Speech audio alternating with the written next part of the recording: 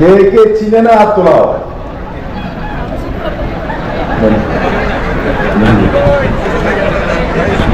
তার জন্য আমি প্রথমে মানিক সরকারকে আর আশিস শাহকে বলবো,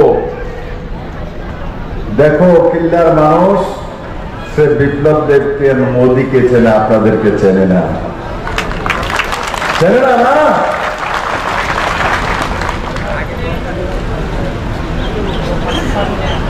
আজকের এই কিল্লাতে যে নির্বাচনী জনসভা, এই জনসভা মঞ্চে উপস্থিত শ্রী পূর্ণচন্দ্র জমাতিয়া, সিএম টিটিএডিসি, শ্রী শুক্লাচরণ নোয়াতিয়া, ত্রিপুরা সরকারের মন্ত্রী, জোলাইবাড়ি থেকে বিধায়ক, এই অঞ্চলের লোকপ্রিয় বিধায়ক, পূর্বমন্ত্রী রামপদ জমাতিয়া,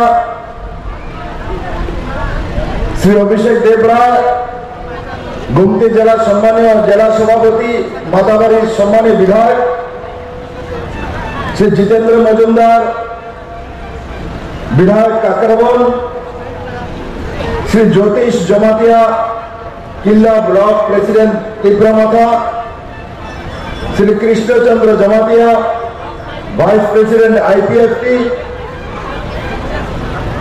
শ্রী যোগল কিশোর জমাতিয়া, মন্ডল প্রেসিডেন্ট বাগমা, আর এখানে উপস্থিত বড় মাত্রায় আমার জনজাতি ভাই বোনেরা, জাতি জনজাতির এই মহান স্থল ভারতীয় জনতা পার্টি, আইপিএফটি, তীব্রমাতার সমস্ত নেতৃত্ব, और আমার ডান দিকে যারা বসে আছে সমস্ত নেতৃত্বরা, মিডিয়ার বন্ধুরা, সুধী নাগরিক বৃন্দ, বন্ধুরা, আজকে সকালে একটা কথা আমার মনে পড়ছিল। আমার সাংবাদিক বন্ধুরা আছে, ও ত্রিপুরার বুদ্ধিজীবীরাও আছে। কি কথা? কমিউনিস্ট সবসময় এক অহংকারের সুরে বলতো, ত্রিপুরাতে তো রাজনীতি বা ইলেকশন, বিধানসভার সিট আমরা কোথা থেকে শুরু করি? আমাদের পকেটের মধ্যে কমিউনিস্টের পকেটের মধ্যে 20টা জনজাতি সিট থেকে এরা শুরু করে, বিরোধীরা 0 থেকে শুরু করে। কে বলতো? মানিক সরকাররা, জিতেন চৌধুরীরা, কমিউনিস্টের নেতৃত্বরা, আর গর্ব করে বলতো যে 20টা সিট আমার বাম পকেটের মধ্যে রেখে তারপর 20টা থেকে আমরা শুরু করি। আর অন্যরা বিরোধী পার্টিরা, আর কোন বিরোধী পার্টিকে বলতো তৎকালীন সময়ে?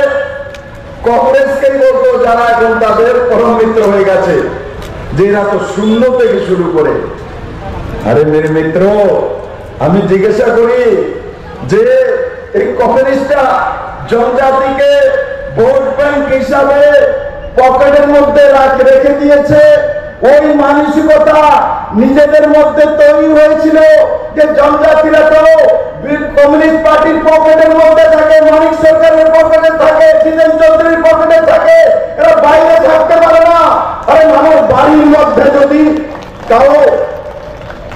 কাউকে যদি বলা হয়, কোন ব্যক্তিকে যদি বলা হয় বাজারের মধ্যে, মেরে সাংবাদিক বন্ধুরা, যদি আপনাকে যদি বলে যে তোমারা তো তোমার বউয়ের মুঠিকে পকেটের মধ্যে রেখে দিচ্ছে, তো আমার ব্যক্তি পর্যন্ত রাগ হয়ে যায়। আরে আমার মধ্যে বউয়ের পকেটে রেখে দিচ্ছে, তোমার বউ তোমার আসলে রেখে দিচ্ছে, এই কথা বললেই অপমান বোধ করি আমরা।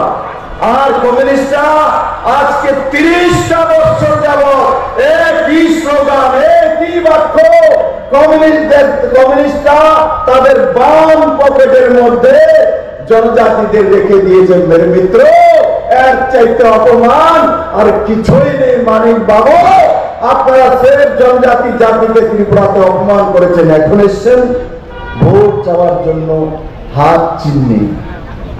কি বলে মহারাজ প্রদ্যোৎ কিশোর মানিক্য বেঈমান।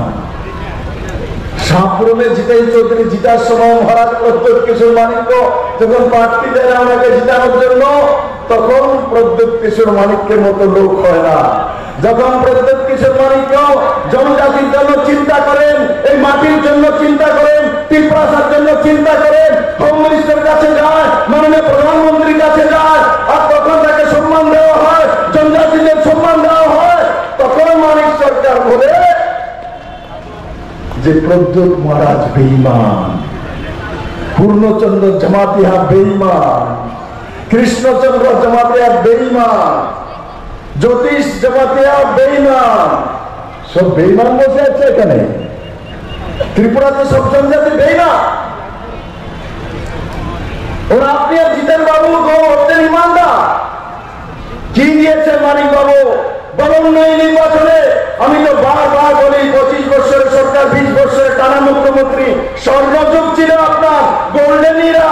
কার কার ঘরে স্বর্ণ রেখেছেন? কোন ঘরে আছে? কিল্লাতে কার ঘরে স্বর্ণ দিয়েছেন? বলুন না আপনার স্বর্ণের কথা।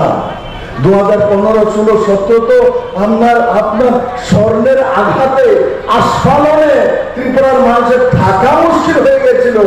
স্বর্ণ স্বর্ণ স্বর্ণ, যেদিকে যায় সোনাই পাওয়া যায়। কই এখন সোনার কথা বলেন না কেন? এখন স্বর্ণ যুগের কথা বলেন না কেন? যেটা বাবু স্বর্ণ যুগের কথা জিজ্ঞাসা করছে কিল্লাবাসী, স্বর্ণ যুগের কথা জিজ্ঞাসা করছে ত্রিপুরার ছেলেমেয়েরা, স্বর্ণ যুগের কথা জিজ্ঞাসা করছে ত্রিপুরার আম জনতা।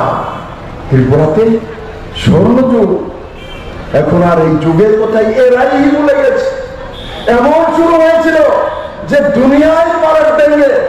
আর বৃন্দা করা এখানে যখন এসেছিলেন, উনিও দেখে আস্তাবল ময়দানে ভাষণ দিয়ে বলছেন, ওরে বাবা এখানে তো স্বর্ণ যুগ চলে আসছে, এখানে তো এই মডেল। হ্যাঁ আরে বৃন্দা দিদি আসুন, আপনাদের মডেল দেখুন।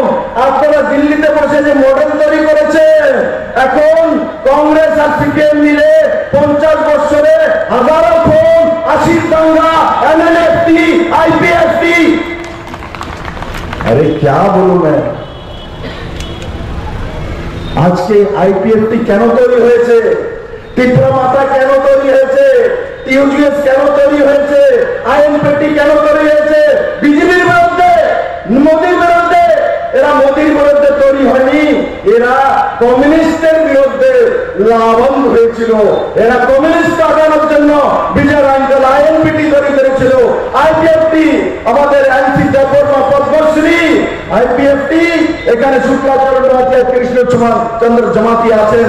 এরা বিজেপিকে হটানোর জন্য তৈরি হয়নি, কমিউনিস্টকে হটানোর জন্য তৈরি হয়েছিল। ত্রিপুরা মাথা বিজয় আঙ্কেল, পূর্ণচন্দ্র জমাতিয়া, সর্বদেবের মহারাজ প্রদ্যোৎ কিশোর মানিক্য বিজেপিকে হটানোর জন্য না, আপনাদেরকে তৈরিপাত করার জন্য, ত্রিপুরার মানুষের কাছ থেকে আপনাদের বিদায় করার জন্য, বিদায় ঘটার জন্য টিউজিএস সমাচরণ ত্রিপুরা তৈরি করেছিল। বিজেপিকে হটানোর জন্য না, আপনাদের কমিউনিস্ট পার্টিকে হটানোর জন্য সমাচরণ ত্রিপুরা টিউজিএস তৈরি করেছিল।